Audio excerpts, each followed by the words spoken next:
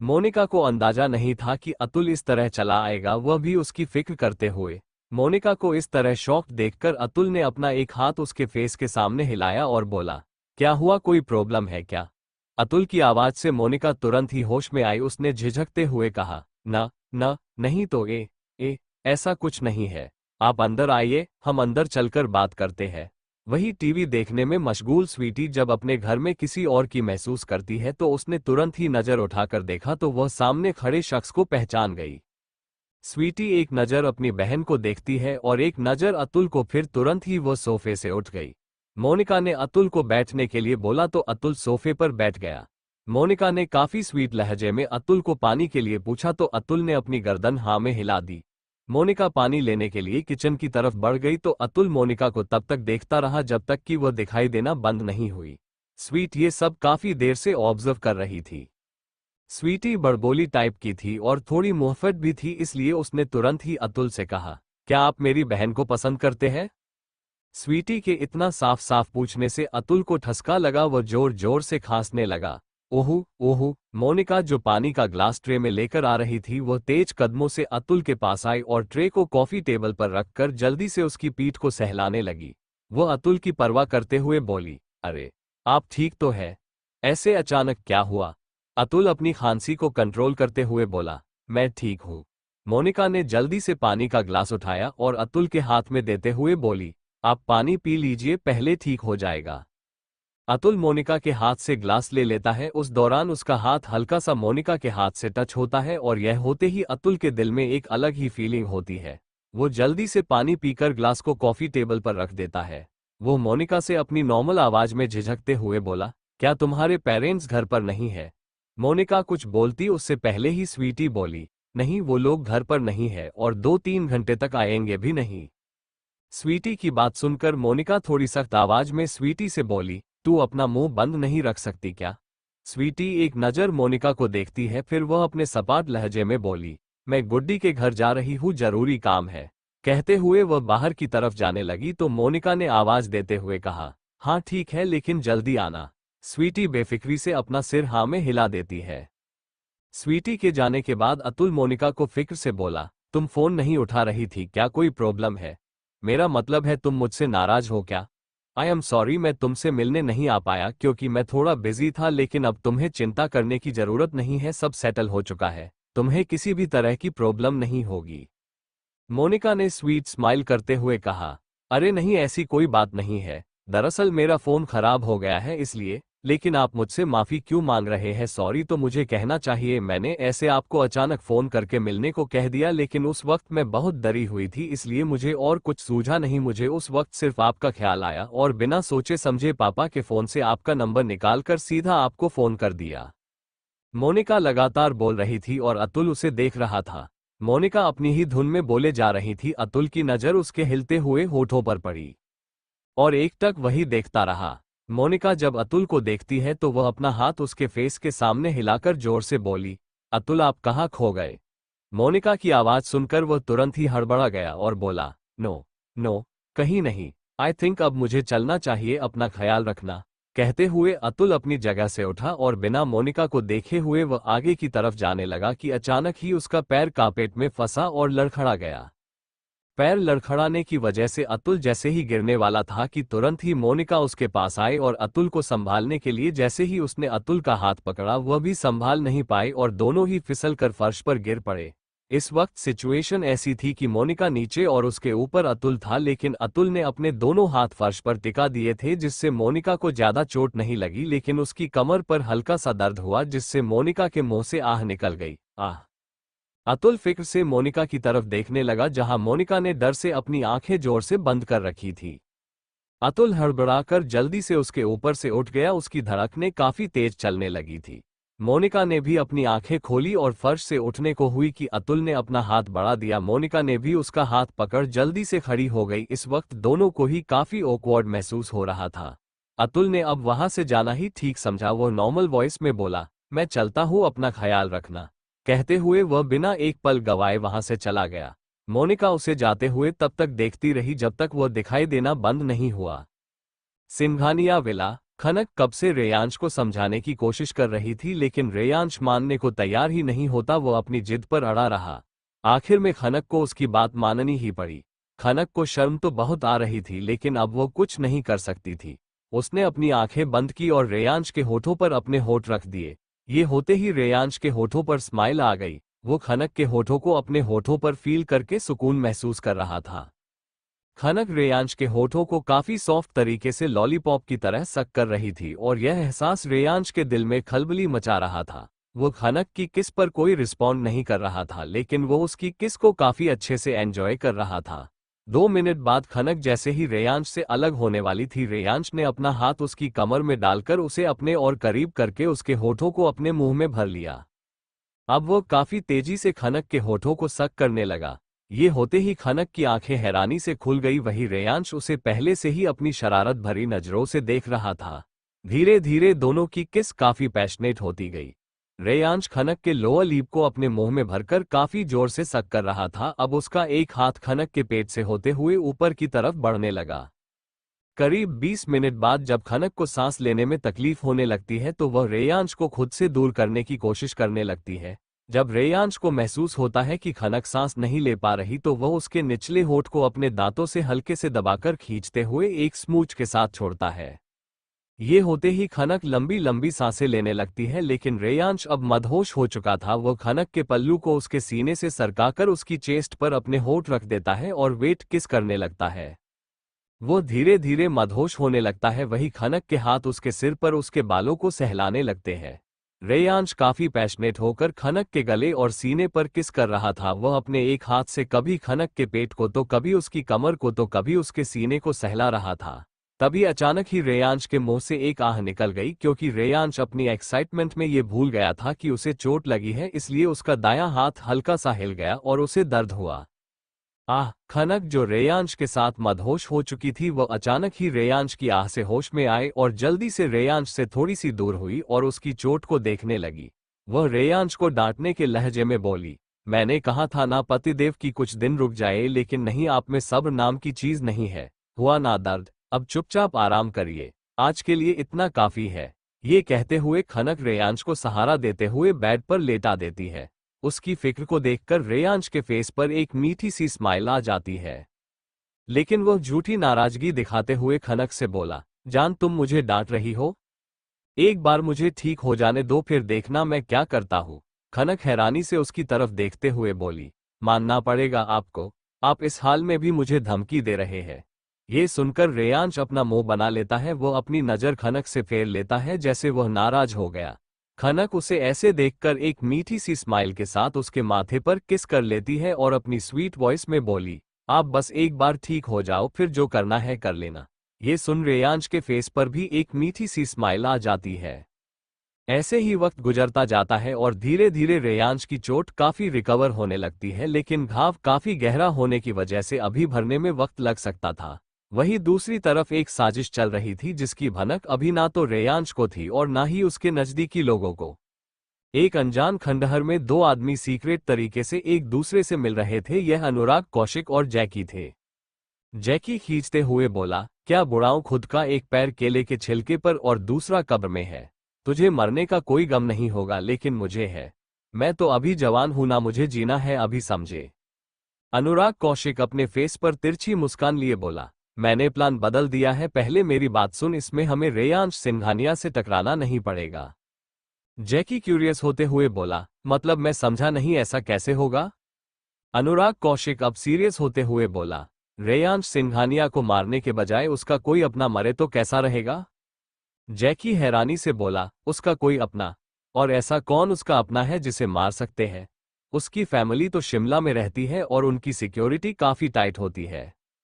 अनुराग कौशिक तिरछी मुस्कान लिए बोला, उसकी बीवी यही उसके साथ रहती है। जैकी हैरान होते हुए बोला, बीवी? वो शादीशुदा है। जैकी को हैरान होते हुए देखकर अनुराग कौशिक बोला, क्यों, जेल में खबरें नहीं पढ़ता था क्या? वहां न्यूज नहीं मिलती थी बाहर की? जैकी बेफिक्री से बोला, मुझे पेज 3 गॉसिप्स पढ़ने की आदत नहीं है, लेकिन पहले ये बताओ कि उसकी बीवी को मारेंगे कैसे, क्योंकि सिक्योरिटी तो उसकी भी टाइट होगी। अनुराग कौशिक नॉर्मल लहजे में बोला, हाँ, लेकिन वो कभी कभी बिना सिक्योरिटी के बाहर देखी गई है। हमें सिर्फ नजर रखनी है उस पर। एक बार वो अकेली बाहर मिल जाए फिर हम उसे मरवा सकते हैं। ये सुनकर जैकी अपने फेस पर शरारती मुस्कान लिए बोला, क्या वो खूबसूरत है? अनुराग कौशिक चिढ़ते हुए बोला, क्या तू अपना छिछोरापन साइड में रख सकता है? मेरे बेटे को उसने इतनी बेरहमी भरी मौत उस लड़की की वजह से ही दी है। मेरे बेटे का दिल आ गया था उसकी बीवी पर। मुझे ये समझ में नहीं आता कि आखिर उसने क्या देखा था उस लड़की में। जैकी अपनी हाथों की उंगलियों को अपनी जो लाइन पर चलते हुए बोला, कुछ तो होगा ऐसा, तभी तो वो उसकी बीवी है और तेरे बेटे का भी उसे देखकर फ्यूज उड़ गया था। अनुराग कौशिक आगे बात ना बढ़ाकर बोला, बस करो। उस मनहूस की वजह से मेरा बेटा मरा है। उसे मारकर मेरा बदला पूरा हो जाएगा। वो मरेगी, उसके साथ साथ रेयांश सिंघानिया उसके पीछे पागल हो जाएगा। एक तीर से दो निशान। अब तू बोल, तू साथ देगा कि नहीं? जैकी यह सुनकर बोला, ठीक है। ये कहते हुए उसके फेस पर एक अलग ही स्माइल थी। उसके मन में कुछ अलग ही चल रहा था। वहीं दूसरी तरफ रेयांश के घाव काफी हद तक भर चुके थे। अब वह अपने दाएं हाथ को हिला सकता था और नॉर्मल काम कर सकता था। वो कमरे में बैठे हुए ही अपने लैपटॉप पर काम कर रहा था। उसकी उंगलियां काफी तेज कीबोर्ड पर चल रही थी। जब खनक कमरे में आई और उसने रेयांश को काम करते देखा तो उसकी भवें आपस में तन गई। वह बिस्तर के करीब आकर खड़ी रह गई। रेयांश को जब अपने ऊपर किसी की नजरों की तपिश महसूस हुई, उसने अपना फेस लैपटॉप से बाहर निकाला और ऊपर की तरफ देखने लगा। खनक उसे अपनी तपती नजरों से देख रही थी और उसे ऐसे गुस्से में खुद को घूरते हुए देखकर रेयांश के हाथ कीबोर्ड पर रुक गए। उसके एक्सप्रेशन इस वक्त ऐसे थे जैसे कोई बच्चा शरारत करते हुए अपनी मां के सामने पकड़ा गया हो। खनक ने रेयांश की गोद से लैपटॉप ले लिया और बंद करके नाइट स्टैंड पर रख दिया और बेड पर बैठते हुए बोली, पतिदेव, अगर आपको ऐसे ही लगातार अपना काम ही करना था तो आप ऑफिस में ही जाकर करते। यहाँ बिस्तर पर बैठे हुए ये दिखाने की कोशिश क्यों कर रहे हैं कि आप आराम कर रहे हैं? रेयांश हड़बड़ाते हुए बोला, जान, मेरा बिस्तर पर बैठे बैठे टाइम नहीं जा रहा था तो सोचा थोड़ा बहुत काम ही कर लूं। अब तुम तो करीब आती नहीं, ना ही मुझे आने देती हो, तो सोचा काम करके ही अपना मन डाइवर्ट कर लूं। ये कहते हुए रेयांश ऐसे जता रहा था जैसे उस पर कितना जुल्म हुआ हो। खनक उसकी शिकायतों को सुनकर आंखें दिखाते हुए बोली, अभी भी आपका घाव पूरा भरा नहीं है और आपको रोमांस करना है? भूल गए पिछली बार कैसे दर्द हुआ था?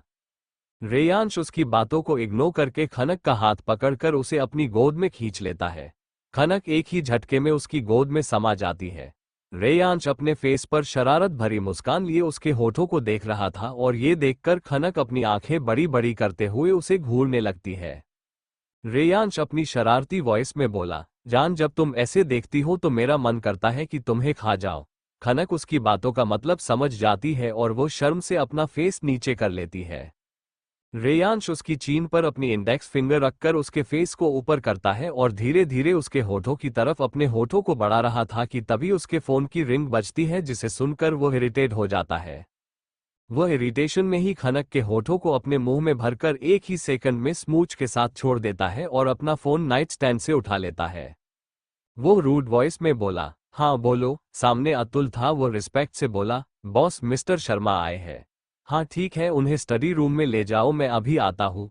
ये कहते हुए रेयांश फिर से खनक के होठों पर किस करता है और 2 मिनट के बाद एक स्मूच के साथ छोड़ देता है, फिर बिस्तर से उठकर चला जाता है। खनक हैरानी से अपने होठों पर 2 उंगलियां सहलाने लगी जहां रेयांश ने काफी जोर से स्मूच किया था जिससे उसके होठ लाल हो गए थे। रेयांश जब स्टडी रूम में आता है तो अशोक जी और अतुल वहीं बैठे थे। रेयांश को देखकर अतुल अपनी जगह से खड़ा हो गया और रिस्पेक्टफुली अपना सिर नीचे कर लिया। ये देखकर अशोक जी भी अपनी जगह से खड़े हो गए। अशोक जी को ऐसे खड़े होते हुए देखकर रेयांश अपनी सख्त आवाज में बोला, sit down both of you. ये सुनकर दोनों ही अपनी जगह पर बैठ गए। अब रेयांश भी अपनी चेयर पर बैठ गया था। रेयांश अपनी भारी आवाज में अशोक जी से बोला, मिस्टर शर्मा, मैंने आपको कुछ पूछने के लिए यहाँ बुलाया है तो बेहतर होगा कि आप सब कुछ सच सच और साफ साफ कहे। अशोक जी रेयांश की बात से हैरान थे। उन्होंने सवालिया नजरों से रेयांश की तरफ देखा तो रेयांश ने अपना सवाल किया, खनक आपके छोटे भाई की एक लौती बेटी थी और आपके भाई और उनकी पत्नी की एक्सीडेंटल इंश्योरेंस पॉलिसी की नॉमिनी खनक शर्मा यानी उनकी बेटी थी, तो फिर आपने वह पैसे अपने पास कैसे रख लिए जबकि उन पैसों पर खनक का हक था? अशोक जी रेयांश के सवाल पर हैरान थे, लेकिन उन्हें यह समझ आ गया था कि रेयांश चाहे तो कोई भी इंफॉर्मेशन कलेक्ट कर सकता है, तो ये क्यों नहीं। उन्होंने बिना एक पल गवाए बोलना शुरू कर दिया, ये परमिशन मुझे खनक ने ही दी थी। और यह सुनकर रेयांश हैरानी से बोला, 8 साल की बच्ची में उस वक्त कितनी समझ होती है मिस्टर शर्मा? और वह परमिशन आपको शायद उसके पैसे संभालने की दे सकती है, या फिर आप सोच समझकर उसे पालने में खर्च करो इस चीज की दे सकती है। अशोक जी बेझिझक अब सब कुछ बताने लगते हैं। उन्होंने अपने नॉर्मल लहजे में बोलना स्टार्ट किया। खनक ने मुझे कहा कि उस पर उसका हक नहीं है क्योंकि वह खनक शर्मा है ही नहीं। उसने कहा कि मेरे मरे हुए छोटे भाई और उनकी पत्नी ने उस पर एक एहसान किया, उसे अपनाकर वह इन पैसों पर अपना हक नहीं जता सकती, उस पर उनके अपने खून के रिश्तेदारों का हक है जो कि मैं हूँ। रेयांश को अपने कानों पर यकीन नहीं हो रहा था। वह अपने सख्त लहजे में बोला, साफ साफ बोलिए, क्या खनक आपके छोटे भाई की बेटी नहीं है? अशोक जी एक लंबी सांस भरते हैं, फिर अपना सिर नामे हिलाते हुए बोले, नहीं, वह मेरे मरहूम छोटे भाई की बेटी नहीं है। ये कहते हुए अशोक जी मायूस थे। उन्होंने आगे कहा, मेरे छोटे भाई की बेटी का नाम खनक ही था। उसकी मौत बचपन में ही 4 साल की उम्र में ही हो गई थी।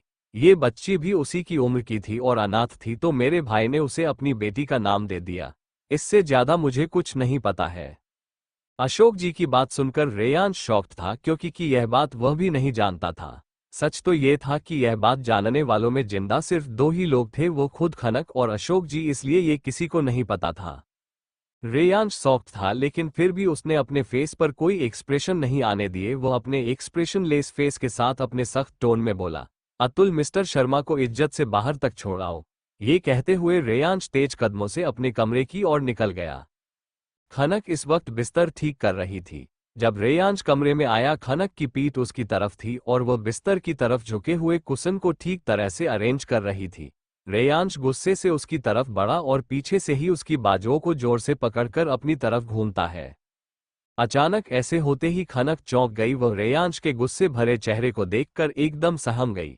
वह लड़खड़ाकर रेयांश के सीने से टकरा गई और ऐसे होते ही उसके फेस पर फिक्र की लकीरें उभर आए। वह हड़बड़ाते हुए रेयांश से दूर हुए और अपनी बाजू को छुड़ाते हुए फिक्र से बोली, ये आप क्या कर रहे हैं? आपको लग जाती तो अभी भी आपका घाव भरा नहीं है। रेयांश उसकी बात को सुनकर गुस्से में अपने सख्त लहजे में बोला, कौन हो तुम? खनक रेयांश के इस सवाल पर हैरानी से बोली, क्या? आप क्या बोल रहे हैं? हुआ क्या है आपको? आप इतने गुस्से में क्यों हैं? रेयांश उसकी बाजू को कसके पकड़कर दबाते हुए लगभग चीखते हुए बोला, मैंने पूछा कौन हो तुम? रेयांश ने आज से पहले कभी भी खनक से इस लहजे में बात नहीं की थी। उसने खनक के साथ तब भी इस लहजे बात नहीं की थी जब उसने खनक के मर्जी के खिलाफ उससे शादी की थी, उसे जबरदस्ती अपने साथ रखा था। खनक उसके इस लहजे से ही सहम गई। वह रेयांश से दूर होने की कोशिश करने लगी, लेकिन रेयांश ने उसकी बाजुओं को बहुत जोर से पकड़कर रखा था। खनक डर और तकलीफ से रोने लगी। उसने खुद को छुड़ाने की कोशिश करते हुए कहा, प्लीज आप शांत हो जाइए, मैं आपको सब कुछ बता दूंगी। रेयांश का फेस इस वक्त कठोर था। उसने अपने गुस्से को थोड़ा सा शांत किया और उसे पकड़कर सोफे पर बैठा दिया। वह अपनी कठोर नजरों से खनक को देख रहा था, जिसे देखकर खनक को डर से ज्यादा अपने अंदर तकलीफ हो रही थी। कुछ टूटता हुआ महसूस हो रहा था। रेयांश उसके सामने बैठ गया और उसे अपनी आंखों से इशारा किया, अब सब कुछ बताओ। खनक के दिल में एक टीस उठी। वह अपने फेस पर दर्द लिए बोली, हाँ, मैं खनक नहीं हूँ। रेयांश अपनी कठोर नजरों से खनक को घूरते हुए देखने लगा और ये देखकर खनक को अपना दिल टूटते हुए महसूस होने लगा। रेयांश ने अपनी कठोर आवाज में कहा, मैं जानता हूँ, मुझे ये जानना है कि तुम हो कौन? खनक अपनी आंखों में आंसू लिए बोली, मैं सुहानी हूँ। सुहानी का नाम सुनकर रेयांश की आंखें हैरानी से फैल गई। रेयांश ने फिर कठोर आवाज में हैरानी से कहा, सुहानी जायसवाल। खनक ने अपनी गर्दन हाँ में हिला दी और एकदम धीमी आवाज में कहा, हाँ। रेयांश के फेस पर एक कड़वी मुस्कान आ गई। उसने खनक को ऐसे देखा जैसे किसी अजनबी को देख रहा हो। फिर उसने अपनी वैसे ही कठोर आवाज में कहा, खनक 4 साल की थी तब मर चुकी थी, तो तुम उसकी जगह कैसी आए? खनक के सामने अपना पूरा बचपन आ गया। उसने मायूस होकर सुबकते हुए कहा, मेरी माँ अवंतिका जायसवाल जब 3 मंथ प्रेग्नेंट थी तभी वो शिमला मेरे नानू के घर चली आई थी। वो मुंबई में जॉब करती थी, वहीं रहती थी, लेकिन इस तरह अचानक इस हालत में मेरी मॉम जब घर वापस आई तो मेरे मामा ने मेरे नानू के साथ इस बारे में बहुत झगड़ा किया। वो नहीं चाहते थे कि मेरी मॉम अपना बच्चा पैदा करे, लेकिन मेरी मॉम की मेडिकल कंडीशन ठीक नहीं थी, इसलिए वो अबॉर्शन नहीं करवा सकती थी। मेरे नानू ने अपने बेटे की बात ना सुनकर मेरी मॉम को अपने साथ रखने का फैसला किया, जिसकी वजह से मेरे मामा ने मेरी मॉम और नानू से सारे रिश्ते तोड़ लिए और वह देश छोड़कर चले गए। मेरे नानू आर्मी ऑफिसर थे, उनका थोड़ा बहुत पेंशन आता था जिससे लाइफ थोड़ी बहुत ठीक ठाक चल रही थी। एक दिन शर्मा फैमिली जायसवाल कॉटेज में रेंट पर रहने आए। वो लोग नेचर से काफी अच्छे थे और ईमानदार भी थे। इत्तेफाक से मिसेज शर्मा भी 3 मंथ प्रेग्नेंट थी। वो लोग किराएदार कम और फैमिली मेंबर ज्यादा बन गए। मेरे नानू को भी मिस्टर शर्मा के रूप में जैसे एक बेटा मिल गया।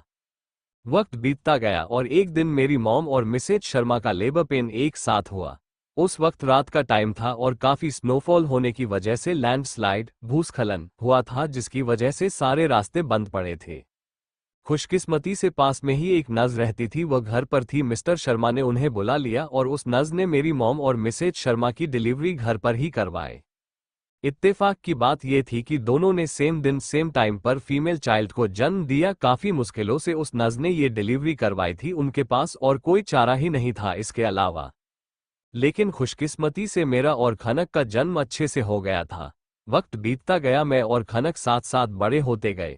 खनक काफी स्वीट और प्यारी थी, सभी का दिल जीत लेती थी, सभी से दोस्ती कर लेती थी। वही मैं सबसे अलग अलग रहती थी, घर से ज्यादा बाहर नहीं निकलती थी, भीड़ से डरती थी।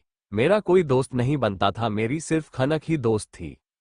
लेकिन वह भी ज्यादा वक्त जी नहीं पाई, उसे बोन मैरो कैंसर था। बहुत कोशिश के बाद भी उसे बचा नहीं पाए और 4 साल की उम्र में ही वह मर गई।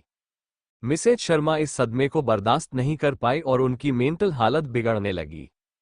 एक दिन मेरी मॉम का बहुत ही भयानक एक्सीडेंट हो गया। जब वह अपनी आखिरी सांसें गिन रही थी तभी उन्होंने मिस्टर एंड मिसेज शर्मा से कहा कि वह अपनी बेटी को अनाथ होते हुए नहीं देख सकती।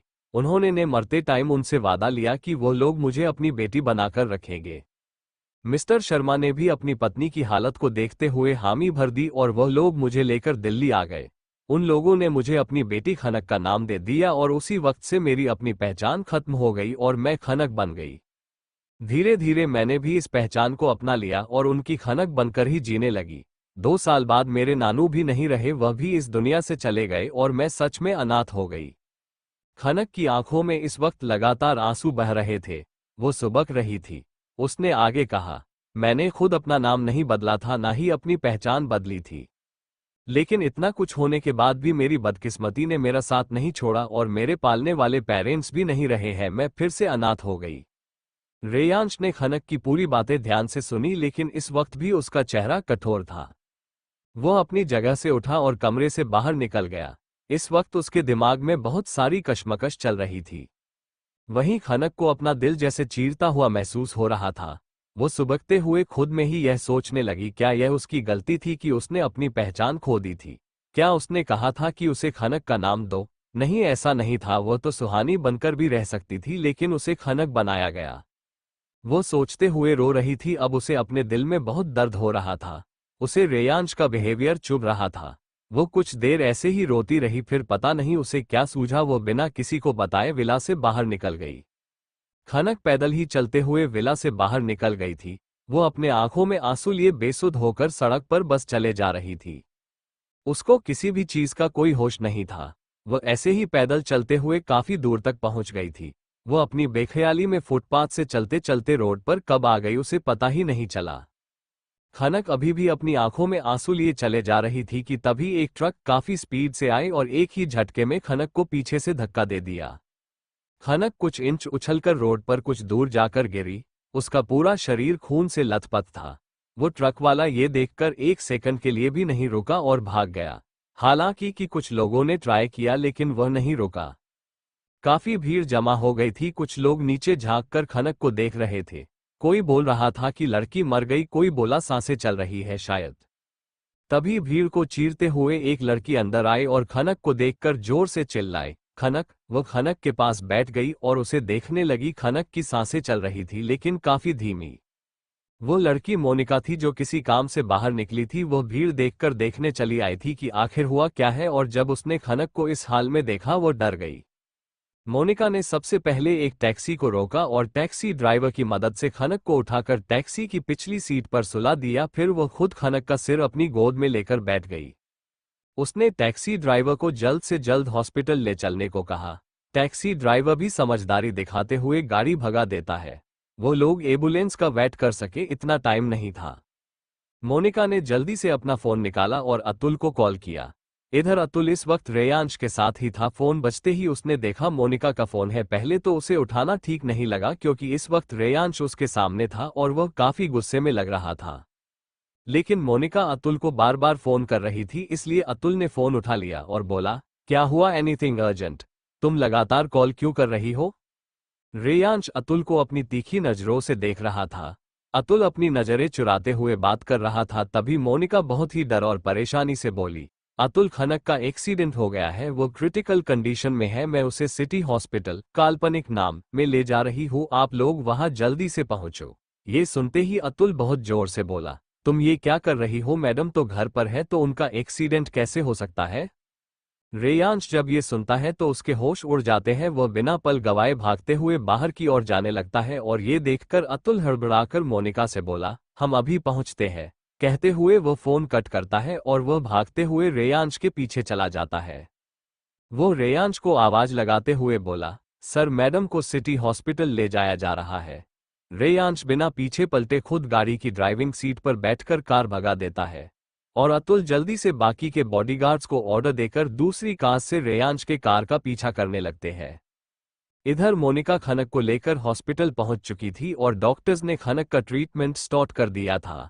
खनक अब तक बेहोश हो चुकी थी और मोनिका परेशानी से ओटी के बाहर खड़ी थी। उसके कपड़े इस वक्त खून से सने थे।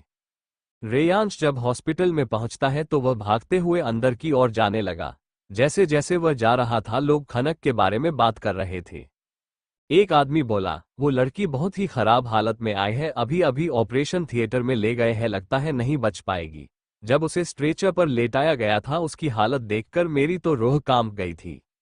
ये सुनकर वह औरत जो उसके साथ बोली, शुभ शुभ बोलिए जी, उसका भी कोई अपना होगा, उस पर क्या बीतेगी अगर उसे कुछ हो गया तो।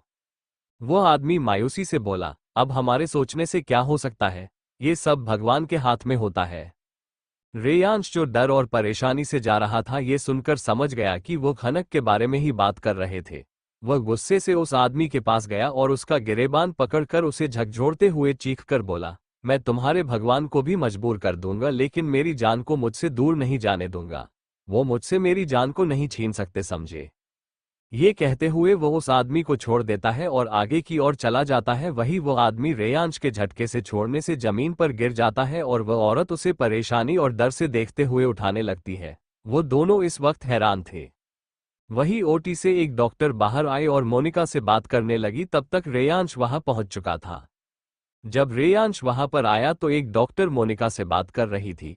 वो परेशानी से मोनिका को बोल रही थी, पेशेंट की कंडीशन बहुत क्रिटिकल है, हमें पेशेंट का ऑपरेशन जल्द से जल्द करना होगा, लेकिन एक प्रॉब्लम है, इनका ब्लड ग्रुप ओ नेगेटिव है और हॉस्पिटल के ब्लड बैंक में ओ नेगेटिव ब्लड सिर्फ एक ही बॉटल है।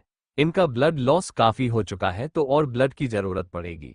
आप जितनी जल्दी हो सके ब्लड का इंतजाम करिए। कहते हुए वो डॉक्टर जल्दी से ओटी के अंदर चली गई क्योंकि इस वक्त खनक की कंडीशन काफी क्रिटिकल थी। रेयांश जब पहुंचा तो उसने ये सब सुन लिया था। वह उसी वक्त वहां जम गया था जब उसने सुना कि खनक की कंडीशन बहुत क्रिटिकल है। मोनिका ने जल्दी से अतुल को कॉल किया क्योंकि वह अकेले सब कुछ नहीं हैंडल कर सकती थी, लेकिन वह कॉल करती उससे पहले ही अतुल उसके सामने था। उसने मोनिका का हाथ पकड़ा कि तुरंत ही मोनिका ने जाना पहचान स्पर्श महसूस कर अपना सिर मोबाइल से निकाल के ऊपर देखा। अतुल उसे परेशानी भरे फेस से देख रहा था। उसने तुरंत ही मोनिका से फिक्र और परेशानी भरे लहजे में कहा, क्या हुआ मोनिका? मैडम कैसी है? डॉक्टर ने क्या कहा? मोनिका रोते हुए रूंधे गले से परेशानी भरे लहजे में बोली, अतुल, खनक को ब्लड की जरूरत है, उसका ओ नेगेटिव ब्लड ग्रुप है जो कि काफी रेयर है, मिलना मुश्किल है, कुछ करो नहीं तो वो मर जाएगी। अब तक मोक्ष, शिवांश और रिया भी आ चुके थे। उन लोगों को भी पता चल चुका था। वहीं रेयांश कब से सुनने पड़ चुका था। अचानक मोनिका के ये कहने से होश में आता है कि खनक मर जाएगी। रेयांश एक ही पल में अतुल के कॉलर को पकड़कर अपनी ठंडी मगर खतरनाक आवाज में बोला, इसे बोलो कि अपनी जुबान पर लगाम दे। वो रेयांश सिंघानिया की बीवी है, उसे मौत छू भी नहीं सकती, समझे? फिर वह शिवांश को दहाड़ते हुए बोला, शिवांश, अगले 10 मिनट में मुझे ओ नेगेटिव ब्लड चाहिए, उसके लिए तुम्हें जो करना पड़े करो। फिर वह अतुल की तरफ देखकर बोला, इस शहर में जितने भी बेस्ट सर्जन और डॉक्टर हैं उन्हें उठाकर ले आओ, तुम्हारे पास भी सिर्फ 10 मिनट है, जाओ। शिवांश और अतुल बिना एक पल गवाए वहां से भागे, जानते थे कि उनके बॉस का ऑर्डर पूरा नहीं हुआ तो वह क्या कर सकते थे। रिया ने जब सुना कि खनक को ब्लड की जरूरत है, उसने बिना एक पल गवाए आगे आकर कहा, मैं दूंगी ब्लड, मेरा ब्लड ग्रुप भी ओ नेगेटिव है। ये बहुत बड़ा इत्तेफाक था।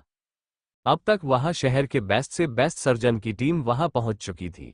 ओटी में खड़े जितने भी डॉक्टर्स थे उन्हें अब तक पेशेंट के बारे में नहीं पता था कि वह किससे बिलोंग करती है।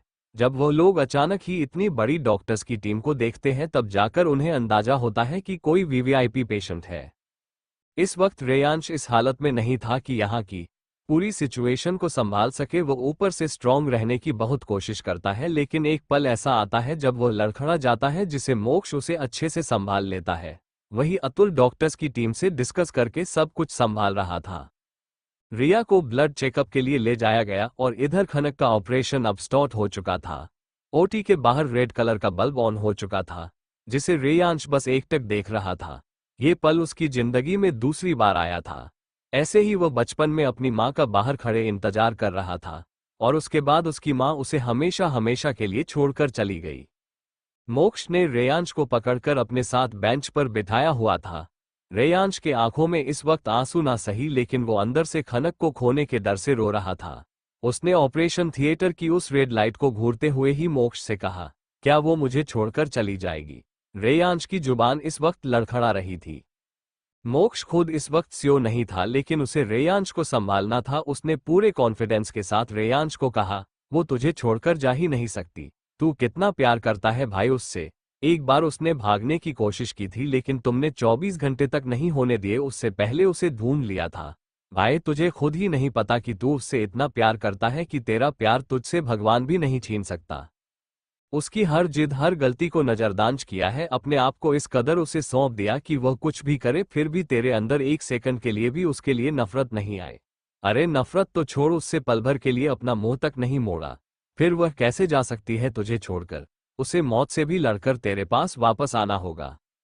मोक्ष की बातों को सुनकर अब तक जो आंसू रुका हुआ था वह एक आंसू रेयांश के गाल पर लुढ़क जाता है। उसने अपनी नजरें मोक्ष की तरफ घुमाई तो मोक्ष पल भर के लिए हैरान रह गया, क्योंकि उसने पहली बार रेयांश की आंखों में आंसू देखा था। रेयांश अपने भरे गले से बोला, जो अब तक नहीं हुआ वो आज मुझसे हो गया। पता नहीं आज मुझे इतना गुस्सा आ गया कि मैं उसकी पूरी बात सुने बिना ही अपना मुंह मोड़कर उससे रूठकर कुछ वक्त के लिए दूर हो गया। फिर वह मोक्ष के दोनों हाथों को अपने हाथों में पकड़कर बेचैनी से बोला, वो मुझे इसके लिए इतनी बड़ी सजा नहीं दे सकती। वो हर बार मुझे छोड़कर जाने की बात करती थी, लेकिन फिर भी मैंने पलटकर एक बार नहीं कहा कि हाँ चली जाओ। मैं उसे मना लेता था, उसे समझा लेता था। क्या इस बार वो मुझे नहीं मना सकती थी, मुझे समझा नहीं सकती थी? मोक्ष को ज्यादा समझ नहीं आता कि रेयांश क्या कहना चाहता है, लेकिन कोई तो बात थी जो रेयांश को अंदर ही अंदर खाए जा रही थी। मोक्ष ने उसके हाथों को छुड़ाया और खुद उसके हाथों को अपने हाथों में भर लिया। उसने उसका मूड लाइट करने के लिए एक मायूसी भरी मुस्कान के साथ कहा, लड़कियां ऐसी ही होती है भाई, हमें अपने पीछे पीछे भगाती रहती है और हमें भागना भी पड़ता है। मेरी वाली भी मुझे अपने पीछे बहुत भगाती है। रेयांश का सिर मोक्ष अपने कंधे पर रखकर उसे समझाते हुए कहता है, फिक्र मत करो, वह ठीक हो जाएगी और देखना वह सेवा भी तुमसे ही करवाएगी।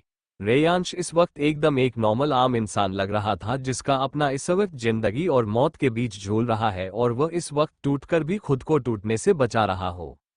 देखते ही देखते कुछ घंटे बीत गए और इन कुछ घंटों में रेयांश अपनी जगह से हिला तक नहीं। वह एकटक ऑपरेशन थिएटर की वह रेड लाइट देखता रहा। जैसे ही वह लाइट ऑफ हुई कि रेयांश एक पल भी गवाए बिना भागते हुए डोर के पास पहुंचा। डॉक्टर बाहर निकलकर आए, उनका फेस इस वक्त दिखाई नहीं दे रहा था।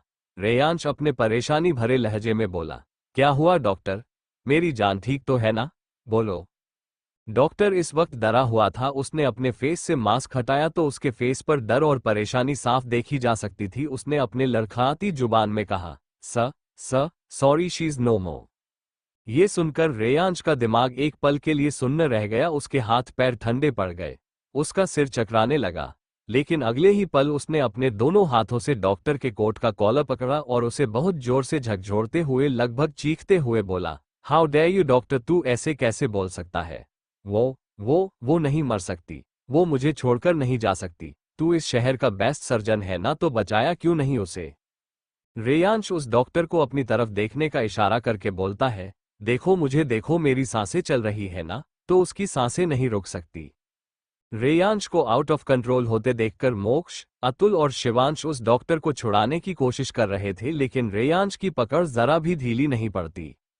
वो डॉक्टर की हालत तो जैसे मरने के जैसे हो गई थी, क्योंकि उसका गला भी बहुत जोर से दब रहा था, उसकी सांसें रूंध रही थी। तभी ओटी से एक नर्स भागते हुए आती है और यह नज़ारा देखकर वह शॉक्ड हो जाती है, लेकिन वो अगले ही पल जोर से चीखते हुए कुछ बोलती है जिसे सुनकर सभी हैरान रह जाते हैं। वह नर्स हांफते हुए डॉक्टर को आवाज लगाते हुए बोली, डॉक्टर, डॉक्टर, वह पेशेंट सांसें ले रही है। डॉक्टर यह सुनकर शोज था, उसे यकीन ही नहीं हो रहा था, क्योंकि खनक की सांसें वाकई में बंद हो गई थी। सभी ने जब ये सुना तो उनके फेस पर चमक आ गई। रेयांश ने तो सुनते ही उस डॉक्टर के कॉलर से अपने हाथ हटाए और भागते हुए ऑपरेशन थिएटर के अंदर चला गया। वह डॉक्टर भी भागते हुए पीछे पीछे गया। वही टीम के बाकी के डॉक्टर्स अभी खनक की नब्ज और उसके वाइटल पैरामीटर्स चेक करने लगे। वही खनक लंबी लंबी सांसें ले रही थी, यह एक मिरेकल से कम नहीं था। रेयांश खनक के पास आकर उसका एक हाथ पकड़कर बहुत ही बेचैनी से उसे बोल रहा था, जान, जान, जान, सांसें लेती रहना जान, तुम्हें कुछ नहीं होगा जान, प्लीज जान, वापस मेरे पास आ जाओ, मैं नहीं रह सकता तुम्हारे बिना, जान। रेयांश लगातार खनक से पैनिक होते हुए बातें कर रहा था। वही खनक लंबी लंबी सांसें ले रही थी, जिसकी वजह से उसका सिर और सीना लगातार ऊपर नीचे हो रहा था। फिर अचानक की खनक शांत हो जाती है और उसकी सांसें नॉर्मल हो जाती है। मशीन में उसकी हॉट बीट का ग्राफ भी नॉर्मल दिखने लगता है और उसके वाइटल पैरामीटर्स भी मशीन में नॉर्मल दिखने लगते हैं। खनक की आंखें इस वक्त बंद थी। वही सभी डॉक्टर्स की जान में जान आ जाती है, क्योंकि वह जान गए थे कि अगर ये लड़की नहीं बची होती तो आज उन सबकी अर्थी उठना निश्चित था। डॉक्टर्स बाकी सब चेकअप कर ही रहे थे कि तभी खनक धीरे धीरे आंखें खोलती है। इस वक्त उसके मुंह पर ऑक्सीजन मास्क था। वह अपनी अधखुली आंखों से रेयांश की तरफ देखती है, जो उसे देख रहा था, जिसकी आंखों में आंसू बह रहे थे। खनक अपनी अधखुली आंखों से रेयांश को अपने करीब आने को कहती है।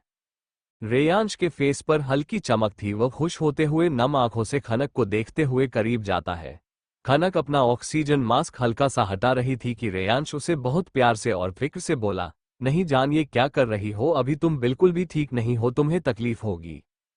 खनक अपनी आंखों से उसे समझते हुए कह रही थी कि उसे कुछ कहना है। रेयांश उसके करीब जाता है तो खनक उसे अपनी टूटी फूटी आवाज में बोलती है, सो री। खनक की आंखों के कोनों से आंसू बह निकलते हैं। रेयांश उसे अपनी नम आवाज में बोला, नो जान, आई एम सॉरी, प्लीज मुझे माफ कर दो, मैं आज के बाद कभी भी तुमसे नाराज नहीं होऊंगा। रेयांश ये बोल ही रहा था कि खनक की आंखें धीरे धीरे बंद होने लगी और ये देखते हुए रेयांश पैनिक होने लगा। वह, नो नो नो जान, तुम नहीं जा सकती। ए डॉक्टर, चेक कर, अगर इसे कुछ हुआ तो तुम सबके सब जान से जाओगे।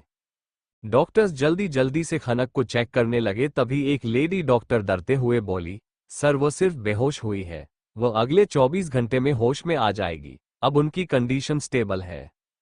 रेयांश अपनी लाल आंखों से उस डॉक्टर को घूरते हुए बोला, अगर ये अगले 24 घंटे में होश में नहीं आए तो तुम सबकी आंखें उसके 24 सेकंड में ही बंद हो जाएगी। वो डॉक्टर डरते हुए सिर्फ अपनी गर्दन हाँ में हिला देती है। उसके मुंह से अब एक शब्द भी नहीं निकल रहा था। एक दूसरे डॉक्टर ने हिम्मत करके रेयांश से कहा, सर हम मैडम को आईसीयू में शिफ्ट कर रहे हैं, उनके होश आने के बाद उन्हें हम नॉर्मल वार्ड में शिफ्ट कर देंगे। रेयांश खनक की स्टेबल कंडीशन देखकर फिलहाल थोड़ा शांत था। वहीं दूसरी तरफ शिवांश ने अतुल को मोनिका को लेकर घर भेजा था, क्योंकि मोनिका के कपड़े पूरी तरह से ब्लड वाले थे। इसी वजह से शर्मा फैमिली को भी खनक के बारे में पता चल गया था। देखते ही देखते 24 घंटे बीतने वाले थे। मोक्ष अभी भी वही था, वह वही बेंच पर बैठा था। रिया उसकी गोद में सिर रखकर बेंच पर सो रही थी। रेयांश कभी बैठता तो कभी खड़ा होकर यहां से वहां चक्कर लगाता। शिवांश, रोनी और अखिल भी इस वक्त वहां आ चुके थे। डॉक्टर खनक को चेक करने के लिए अंदर जाती है। वो खनक को चेक ही कर रही थी कि उसे महसूस हुआ कि खनक की बॉडी में हलचल कर रही है। उसने तुरंत ही खनक के फेस को देखा तो खनक अपनी पलकें बहुत धीरे धीरे झपका रही थी। खनक को होश आने लगा था। ये देख वह लेडी डॉक्टर भागते हुए अपने सीनियर डॉक्टर को लेकर आई। जब वो सीनियर डॉक्टर आया तब तक खनक को होश आ चुका था। उसने खनक को नॉर्मल वार्ड में शिफ्ट करने का ऑर्डर दिया और जल्दी से आकर सबको न्यूज दी। मैडम को होश आ चुका है, हम उन्हें नॉर्मल वार्ड में शिफ्ट कर रहे हैं, फिर आप उन्हें मिल सकते हैं। सभी यह सुनकर खुश हो जाते हैं। वही रेयांश की खुशी का तो ठिकाना नहीं होता, वो अपनी खनक को मिलने के लिए बेकरार था। डॉक्टर जब यह न्यूज दे रहे थे तभी शर्मा फैमिली भी आ चुकी थी। जैसे ही खनक को नॉर्मल वार्ड में शिफ्ट किया जाता है सबसे पहले रेयांश अंदर जाता है। इस वक्त उसकी खुशी का ठिकाना नहीं था। वह जैसे ही अंदर जाता है खनक बेड पर लेटी हुई थी। जब वह वार्ड में किसी के आने की आहट सुनती है तो वह अपनी नजरें ऊपर किए देखने लगती है। रेयांश उसे अपने सामने होश में देखकर बहुत खुश होता है। वह उसके पास जाकर बैठ जाता है। वह उसकी के बेड पर बैठता है क्योंकि बेड काफी बड़ा था और वहां काफी जगह थी। खनक अनजान नजरों से रेयांश को देखती है और रेयांश के कुछ कहने से पहले ही अपनी नर्म आवाज में बोलती है, आप कौन हो? और मेरे घर वाले कहाँ है? क्या उनको पता है मैं हॉस्पिटल में हूँ? खनक के इस सवाल से रेयांश शॉक्ड हो जाता है। उसके फेस की हवाएं उड़ी हुई थी। वह अपना एक हाथ बढ़ाकर जैसे ही खनक के गाल पर रखने वाला था कि खनक अपना चेहरा उससे दूर करने लगती है, जिससे रेयांश का दिल टूटता सा महसूस हो रहा था। वह अपनी नम आवाज में बोला, जान ये क्या बोल रही हो तुम मुझे नहीं पहचानती? खनक खुद को रेयांश से दूर करने की कोशिश करते हुए बोली, नहीं मैं आपको नहीं पहचानती, लगता है आपको कोई गलतफहमी हुई है, मैं खनक हूँ। प्लीज आप मेरे बड़े पापा को बुला दीजिए, वो लोग परेशान हो रहे होंगे ना, पता नहीं मैं कितने टाइम से इस हॉस्पिटल में हूँ। खनक ये कहते हुए अनजान नजरों से रेयांश को देख रही थी। रेयांश पिछले 24 घंटों से सोया नहीं था। उसका अब दिमाग खराब होने लगता है। वो एक ही झटके में वहां से उठा और तेज कदमों से वार्ड के बाहर निकला और सीधा डॉक्टर के केबिन की तरफ बढ़ गया। उसे इस तरह गुस्से और बेचैनी में जाते देखकर बाकी सब हैरान हो जाते हैं। सभी लोग अब वार्ड के अंदर जाते हैं क्योंकि सभी खनक को देखना चाहते थे। खनक सभी को हैरान नजरों से देखती है क्योंकि उसके लिए कुछ लोग अनजान थे और कुछ लोग जाने पहचाने थे। मोक्ष, रिया, अतुल, अखिल और रोनी उसके लिए अनजान थे। वही उसके बड़े पाप, बड़ी माँ, मोनिका और स्वीटी जाने पहचाने लोग थे। मोनिका और उसके बड़े पापा जल्दी से उसके पास आते हैं। मोनिका फिक्र भरे लहजे में खनक का हाथ अपने दोनों हाथों में भरकर बोली, खनक अब कैसा लग रहा है तुम्हें? ज्यादा दर्द तो नहीं हो रहा है ना?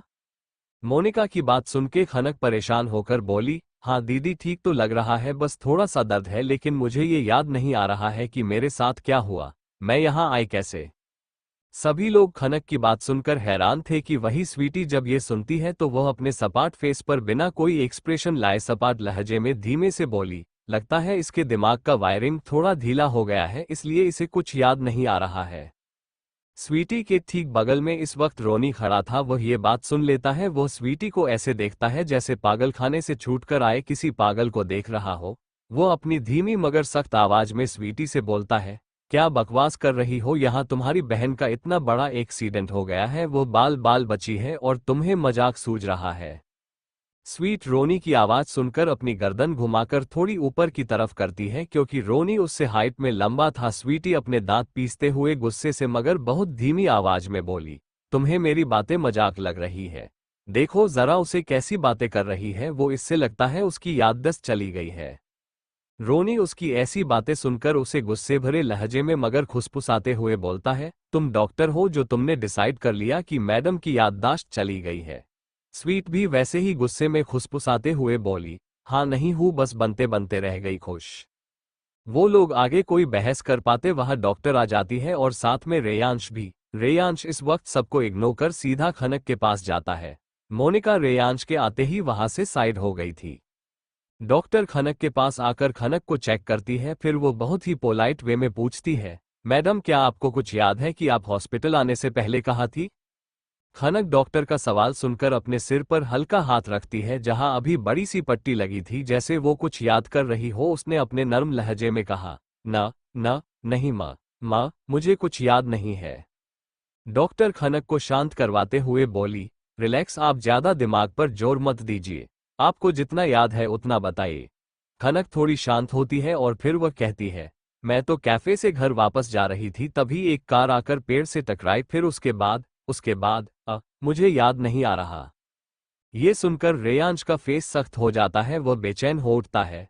वो डॉक्टर को साइड में करके जल्दी से खनक के पास जाता है और धीमी आवाज में बोलता है, जान, मेरी जान, इस बात को करीब 4 महीने हो चुके हैं, जरा याद करो, उस कार में मैं था और तुम मेरे पास आई थी। खनक अनजान नजरों से रेयांश को देखकर बोली, आप है कौन और आप मुझे जान जान क्यों बोल रहे हो? रेयांश थोड़ा इरिटेट होकर अपने दांत पीसते हुए धीमी आवाज में उसे कहता है, जान, मैं तुम्हारा पति हूं और तुम मेरी पत्नी, अब समझी? खनक अपनी आंखें बड़ी बड़ी करते हुए रेयांश को देखने लगी और उसे ऐसे देख रेयांश को बहुत ही अजीब लग रहा था। बाकी सभी भी अभी हैरान थे। रेयांश खनक के गालों को हल्के से अपने हाथों में भरे बेचैनी से बोले जा रहा था, प्लीज जान, तुम्हें जितना नाराज होना है मुझसे हो जाओ, लेकिन ऐसा मजाक मत करो कि तुम मुझे नहीं पहचानती, तुम मुझे नहीं भूल सकती जान, प्लीज बोल दो ये झूठ है। तभी एक सीनियर डॉक्टर वहां आता है और वह घबराते हुए धीमी आवाज में बोलते हैं, सर यह सच है, उनके ब्रेन में हल्का सा ब्लड क्लॉट हुआ है जिसकी वजह से इनकी कुछ वक्त की मेमोरी खो गई है। रेयांश ये सुनकर पीछे मुड़ता है क्योंकि डॉक्टर उसके पीछे खड़ा था। दरअसल डॉक्टर्स को इस बात की शंका तो थी, लेकिन जब तक खनक को होश न आ जाए वो लोग ये यकीन के साथ नहीं कह सकते थे। रेयांश ने उस डॉक्टर को अपनी जलती निगाहों से देखा और गुस्से में अपने दांत पीसते हुए धीमी आवाज में कहा, तो तुमने ये पहले क्यों नहीं बताया? डॉक्टर घबराते हुए अपनी धीमी आवाज में बोला, सर यकीन के साथ नहीं बोल सकते थे, इसलिए पेशेंट के होश में आने का वेट कर रहे थे। डॉक्टर्स ये बात पहले बोल सकते थे कि याददाश्त जाने की संभावना है, लेकिन उस वक्त वो सभी काफी डरे हुए थे। रेयांश खुद को थोड़ा शांत करने की कोशिश करता है, फिर बोलता है, ये तो पता होगा ना कि याददाश्त वापस कब आएगी और कैसे आएगी? डॉक्टर को जवाब देना बहुत ही ज्यादा मुश्किल लग रहा था क्योंकि सामने रेयांश अपनी खा जाने वाली नजरों से उसे घूर रहा था, लेकिन फिर भी डॉक्टर ने बड़ी हिम्मत करके कहा, सर समय नहीं बता सकते, वो तो कभी भी आ सकती है, लेकिन अगर आप उन्हें ऐसी जगह पर ले जाओ जहां इनकी खोई हुई यादें हैं तो शायद जल्दी लौट सकती है, लेकिन इन पर ज्यादा दबाव नहीं डाल सकते क्योंकि इस वक्त इनकी कंडीशन काफी नाजुक है। रेयांश अब खनक की तरफ पलट जाता है जो कंफ्यूज नजरों से उसे ही देख रही थी। वही मोक्ष अब डॉक्टर के साथ बाहर आ जाता है और बाकी सब डिस्कस करने लगता है।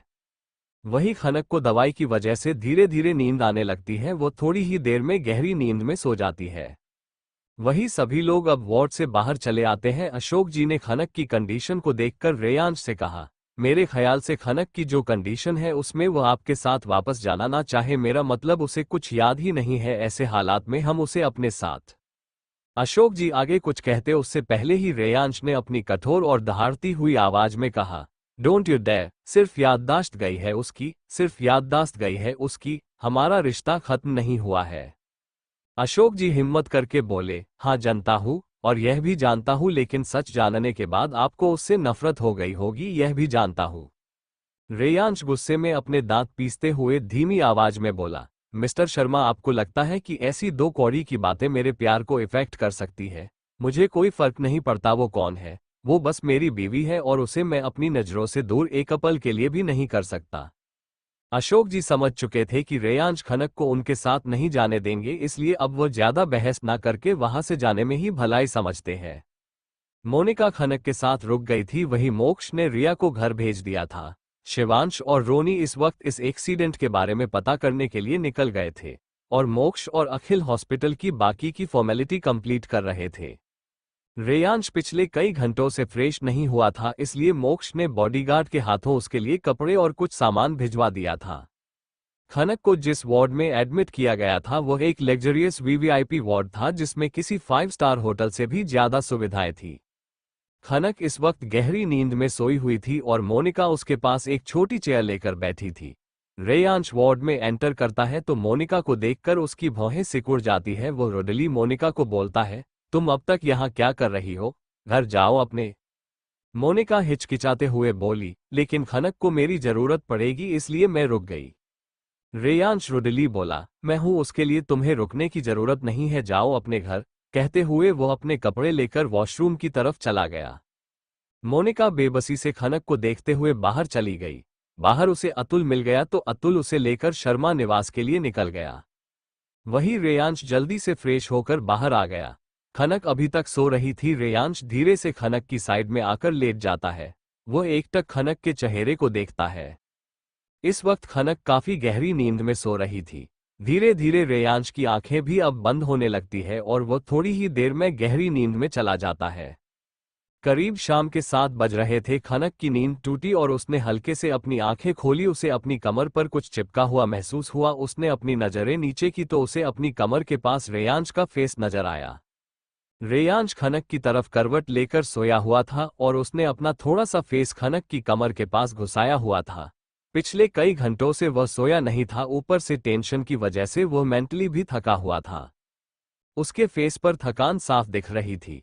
खनक को सच में कुछ याद नहीं था, लेकिन उसे रेयांश की नजदीकी से सुकून महसूस हो रहा था। खनक ने रेयांश को नहीं उठाया। तभी एक नर्स वार्ड में आए। वो खनक की दवाई और सूप लेकर आई थी।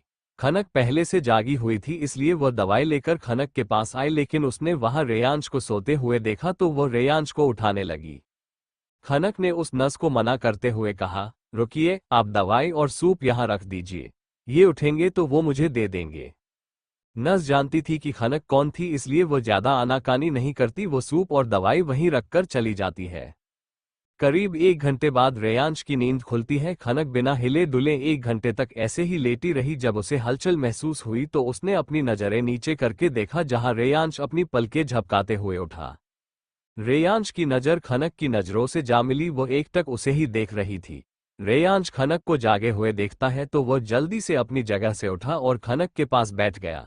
वह परेशानी भरी लहजे में बोला, जान, तुम कब जागी? तुमने मुझे उठाया क्यों नहीं? रेयांश थोड़ा सा पैनिक हो रहा था। खनक अपनी स्वीट नर्म लहजे में बोली, मैं ठीक हूं, आप शांत हो जाए। आप काफी थके हुए लग रहे थे, इसलिए मैंने आपको नहीं उठाया। रेयांश उसके गालों को हल्के से अपने हाथों में भरते हुए अपनी नम आवाज में बोला, जान, तुम मुझसे नाराज तो नहीं होना? I love you so much जान, मैं नहीं रह सकता तुम्हारे बिना। खनक को रेयांश की छुअन अच्छी तो लग रही थी, लेकिन वह सब कुछ भूल चुकी थी, इसलिए उसके लिए ये सब नया था। वह थोड़ा सा झिझक रही थी, उसे शर्म भी आ रही थी। खनक अपनी स्वीट नर्म लहजे में बोली, मुझे कुछ भी याद नहीं। क्या हमारे बीच कोई झगड़ा हुआ था? मैं आपसे किस बात पर नाराज थी? खनक को कुछ भी याद नहीं था और यही चीज रेयांश का बहुत दिल दुखा रही थी। वह बात टालते हुए बहुत प्यार से बोला, छोड़ो उस बात को, तुम ज्यादा स्ट्रेस मत लो, मैं फ्रेश होकर आता हूँ होम। कहते हुए रेयांश बेड से उठने को होता है तो खनक उसका हाथ पकड़कर ऊपर देखते हुए बोली, मुझे डिस्चार्ज कब मिलेगा? रेयांश बहुत ही प्यार से बोला, बस एक और दिन, अगले 24 घंटे तुम्हें ऑब्जर्वेशन में रखना है, उसके बाद हम घर चले जाएंगे। खनक सिर्फ होम में जवाब देती है और रेयांश का हाथ छोड़ देती है। रेयांश वॉशरूम में फ्रेश होने के लिए चला जाता है और खनक अपनी सोच में डूब जाती है।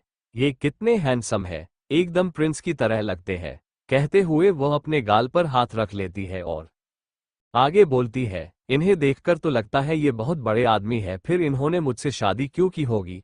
मोनिका दीदी बोल रही थी कि एक दिन मैं अचानक ही शादी करके घर आई थी, ऐसे अचानक कैसे शादी हुई होगी? खनक ये सब सोच ही रही थी कि तभी रेयांश वॉशरूम से बाहर आकर देखता है तो खनक अपने ही ख्यालों में थी। तभी उसकी नज़र वहां पास में रखी गई ट्रे पर गई, जिसमें एक सूप का बाउल ढक कर रखा गया था। रेयांश खनक के पास आकर उसे ख्यालों से बाहर निकालते हुए बोला, जान, ये सूप अभी तक तुमने नहीं पिया और ये दवाएं। खनक रेयांश की आवाज से अपने ख्यालों से बाहर आई और बोली, हाँ, वो नज लेकर आई थी, लेकिन आप सो रहे थे और अगर मैं उस वक्त सूप पीती तो आप डिस्टर्ब हो जाते। आप सुकून से सो रहे थे तो मुझे डिस्टर्ब करना ठीक नहीं लगा। रेयांश ने इंटरकॉम से दूसरा सूप मंगवाया और जाकर खनक के पास बैठ गया, जो कि इस वक्त बेड के हेडरेस्ट से पीठ लगाए आधी लेटी हुई थी।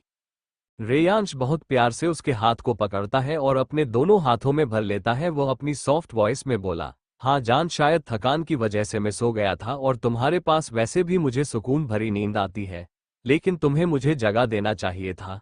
फिर वह मेडिसिन को दिखाते हुए बोला, देखो, तुम्हारी मेडिसिन खानी थी, वह रह गई ना। रेयांश की इतनी करीबी से खनक सहर रही थी, उसकी धड़कनें तेज हो रही थी, वह शर्मा भी रही थी। उसने शर्माते हुए अपनी नजरें नीचे कली और स्वीट वॉइस में बोली, वो मैं आगे से ध्यान रखूंगी। खनक को ऐसे शर्माते और हकलाते हुए देखकर रेयांश को उस पर बहुत प्यार आ रहा था। उसने खनक की हथेली को अपने होठों से छू लिया। तभी वार्ड का दरवाजा खुला और एक नर्स सूप लेकर आई। रेयांश ने सूप का बाउल खुद ले लिया और उसे अपनी कोल्ड वॉइस में कहा, मैं पीला दूंगा उसे, यू कैन गो। वो नर्स हाँ बोलकर वार्ड से बाहर चली जाती है। रेयांश खनक को सूप पिलाकर उसे दवाई भी खिला देता है। फिर खनक को ठीक से सुलाने लगता है, लेकिन खनक उसे मना करते हुए कहती है, नहीं अभी नहीं सोना, मैं थोड़ी देर बैठना चाहती हूँ।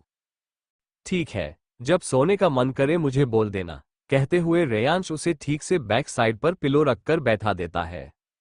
तभी उसका फोन रिंग करता है तो वह अपने पॉकेट से फोन निकालकर बाहर की तरफ चला जाता है। वह बाहर आकर अपना फोन पिकअप करता है, ये कॉल रोनी का था।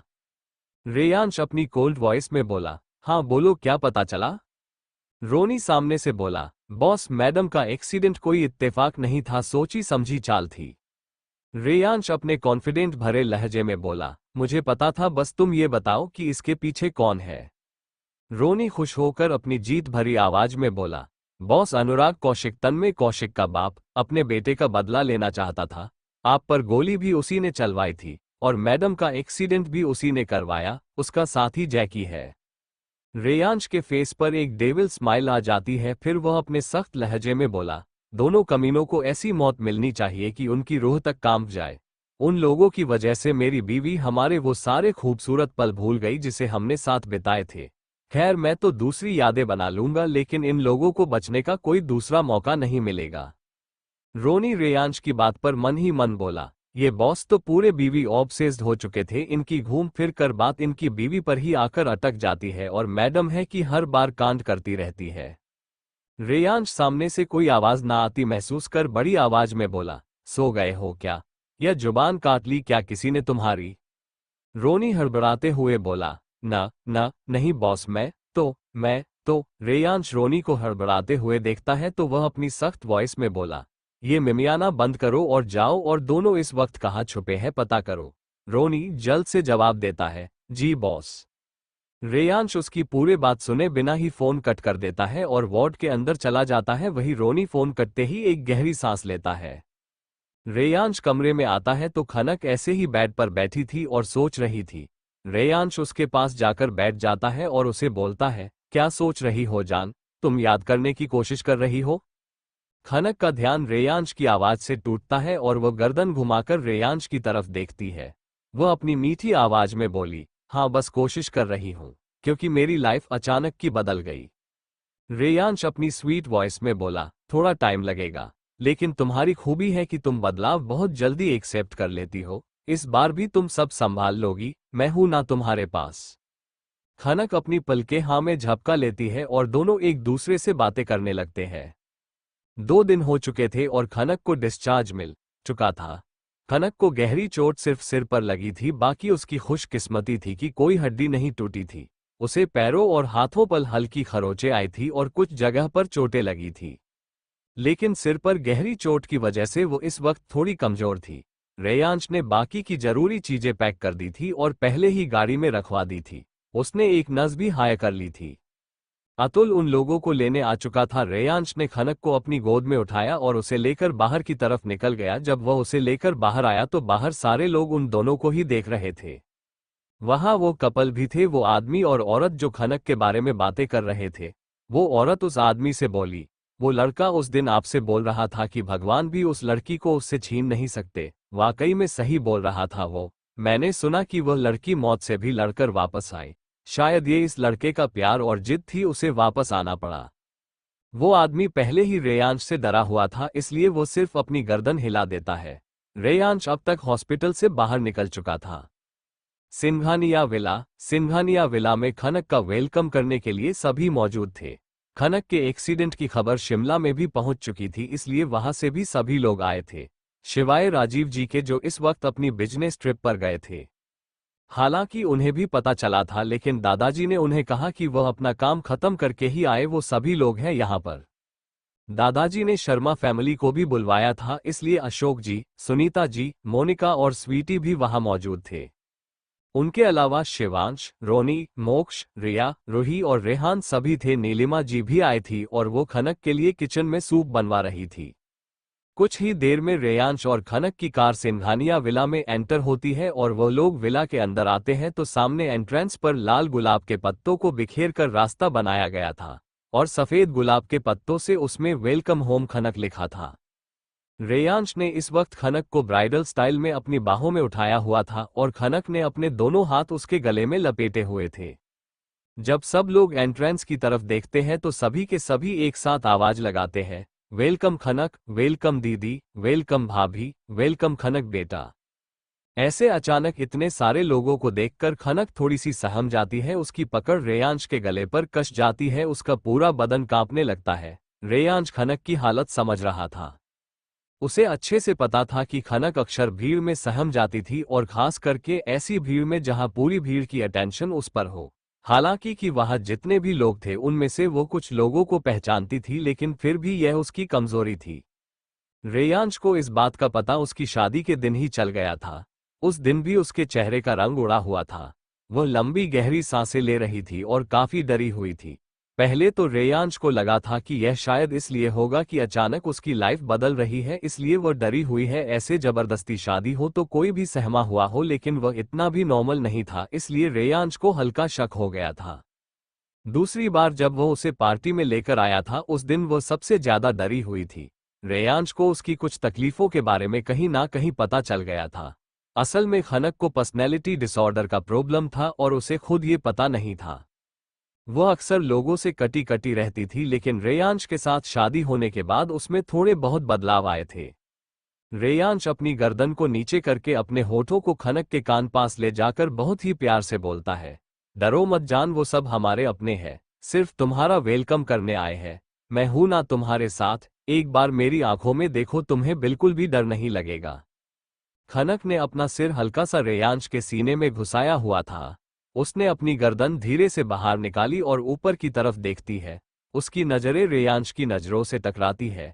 रेयांश उसे बहुत ही प्यार से देख रहा था। खनक एक नजर उसकी आंखों में देखकर अपनी पलकें झपका देती है, जैसे वो अंदर जाने के लिए बोल रही हो। 106